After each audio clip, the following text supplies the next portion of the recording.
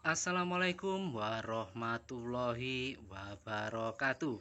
Jumpa lagi dengan saya Danapati, sarjana ngarit yang akan terus berbagi informasi seputar dunia pertanian maupun dunia peternakan. Ses. Gimana Min? Hari ini mau bahas topik apa Min?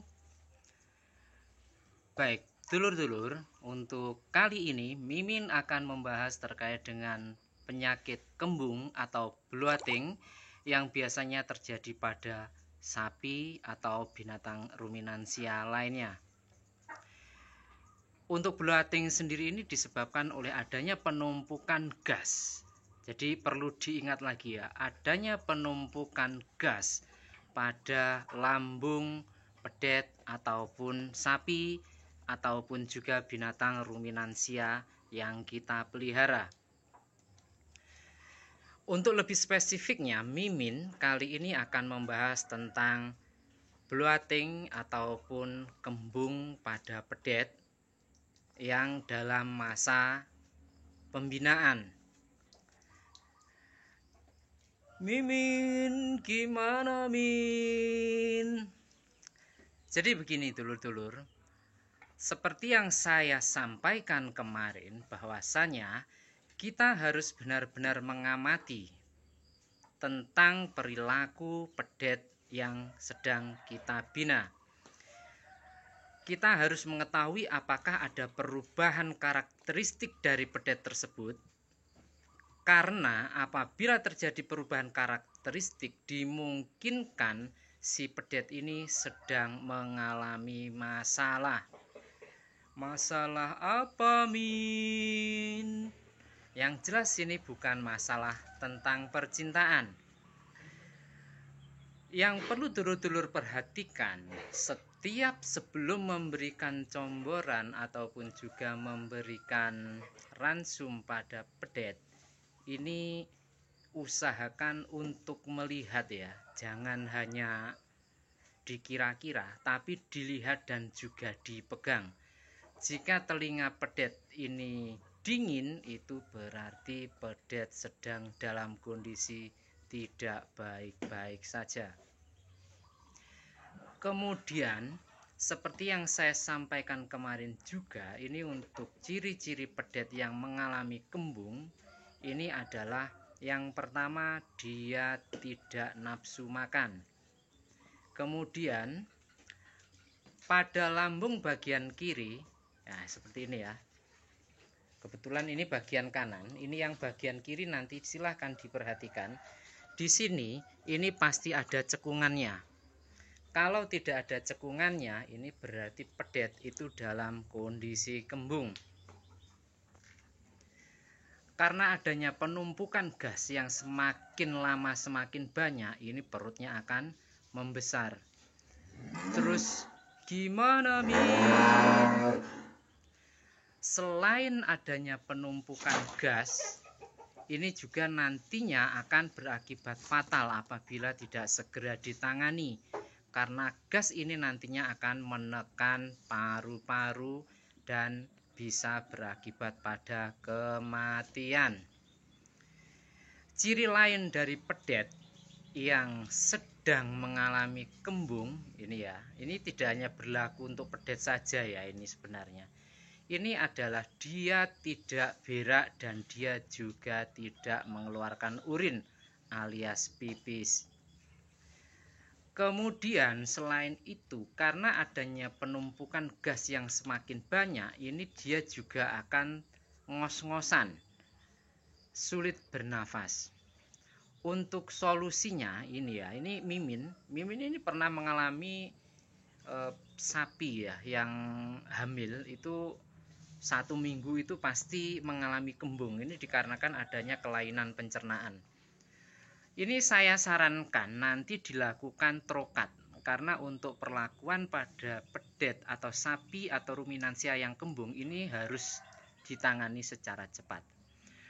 Trokat itu adalah dengan menusukkan jarum, ya jarum suntik ini pada lambung bagian kiri. Jadi di sapi ya, atau pedet atau kambing itu di sebelah kiri itu ada bagian segitiga. Nanti silahkan ditusuk di situ dan anginnya akan keluar. Apa tidak bahaya, Min? Karena ukuran jarum ini yang kecil, ini tidak membahayakan bagi pedet, sapi ataupun kambing. Apabila menggunakan alat trokat yang besar, tentunya ini akan menimbulkan luka sehingga dimungkinkan akan mengakibatkan lubang ataupun juga bisa infeksi di kemudian hari jika tidak steril alatnya. Apa tidak ada obat-obatan lain, Min? Ada. Jadi untuk kasus pada pedet yang kembung, kemudian sapi kembung ataupun ruminansia lain yang kembung, itu bisa diberi timpanol ataupun timpasol. Jadi obatnya itu timpanol atau timpasol. Hanya saja apabila pada stadium lanjut, saran Mimin ini mendingan dilakukan trokat saja. Kemudian apakah setelah ditrokat itu selesai? Tentunya tidak. Ini pengalaman Mimin, ini trokat bisa berkali-kali. Karena apa? Setelah ini nantinya ditrokat gasnya itu keluar semua, nanti akan terjadi oksidasi lagi. Gasnya akan muncul lagi dan ini harus dilakukan berkali-kali sampai nantinya kembungnya benar-benar hilang. Untuk pedet yang dalam masa pembinaan dan kemudian mengalami kembung, saran saya sementara comboran ini wajib dihentikan. Dan juga apabila didapati si pedet ini mengalami perubahan karakter ataupun sikap, kalau sebelumnya ini giras ya, suka lari-lari dan sebagainya, kemudian jadi pendiam, itu mendingan jangan dicombor dulu, diperhatikan dulu sampai dia benar-benar pulih kondisinya, makan hijauan seperti sedia kala, baru comboran atau ransum diberikan lagi. Min, mau nanya lagi, Min. Itu gimana, Min? Ada petani yang masukkan selang ke dalam wadonannya sapi untuk mengatasi kembung, Min.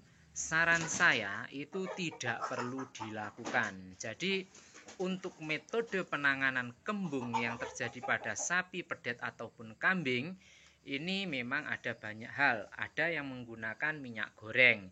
Jadi dikasih minum minyak goreng. Itu boleh ya, memang bisa dilakukan. Kemudian ada juga yang menggunakan kayu yang diikatkan di mulut sapi ataupun kambing dengan tujuan biar gayem ya. Dengan gayem ini nantinya rumen itu akan berproses kembali di dalam kandung. Suara apa itu, Min? Itu suara indukan jatayu yang minta dikasih makan. Jadi yang disampaikan Mimin ini memang benar-benar fakta yang ada di lapangan ya, bukan sekedar omon-omon. Ini nggak tahu lagi nih kalau untuk penggemarnya Donald Trump ini berani ndak ini ngasih informasi yang akurat sekalian diuji cobakan. Ini kalau penggemarnya ini Abah Putin kayak Mimin ini ya, kalau kita ngasih ilmu itu ya ndak tanggung-tanggung. Kalau kita bina pedet, maka pedetnya itu yang kita gunakan juga pedet yang ada di kandang dan pedet terbaik. Contohnya si jatayu ini. Jadi bukan hanya sekedar omon-omon kayak penggemarnya Donald Trump ya.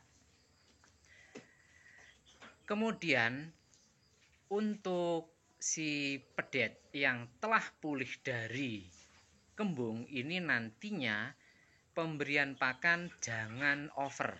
Kita berikan bertahap agar nantinya ini si lambung sudah benar-benar pulih. Jadi biar pulih dulu, baru itu nanti kita genjot lagi dengan pakan seperti sedia kala. Baik, dulur-dulur, itu dulu untuk pembahasan Mimin kali ini terkait dengan kembung yang terjadi pada sapi, pedet, ataupun binatang ruminansia, serta bagaimana cara menanganinya. Saya Sarjana Ngarit, sehat dan sukses selalu untuk kita semua. Sehat dan sukses selalu.